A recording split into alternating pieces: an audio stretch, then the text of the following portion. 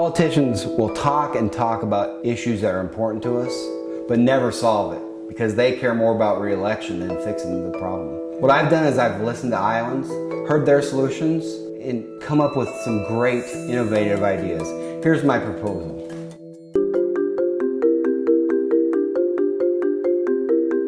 For the past 20 years or so, Iowans have been building an ethanol industry.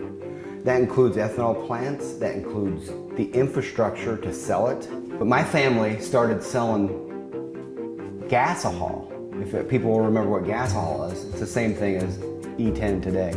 We started selling it in 1978. We were the first ones to sell it in Shelby County, Iowa. In one fell swoop, the EPA administrator, Wheeler, has decided that he's not going to follow the rules as outlined by Congress. He's going to make it up as he goes. So the small refinery exemptions that he's signed waivers for have literally destroyed almost 4 billion gallons of ethanol. Gone. So President Trump on October 4th said he was going to rectify that. And he does what he said, and that's what we love about him. But EPA Administrator Wheeler, 11 days later, October 15th, said, no, we're not going to do that.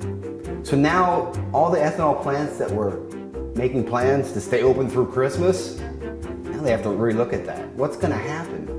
We're going to lose an entire industry. And I've been focused on ethanol, but it's also biodiesel. Congress needs to do something about this long term. But right now, President Trump, he could do the thing that he's famous for. He could say, EPA Administrator Wheeler, you're fired. And I think he needs to do that. I'm not alone in thinking that we need to do something different in the EPA.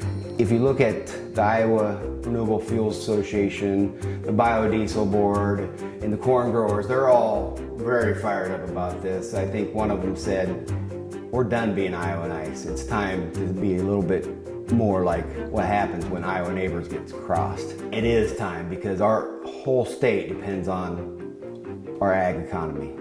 So we've got to do something different at the national level, and that does start with the president taking action in the EPA and get this fixed. I'm Bret Richards, and I approve this message.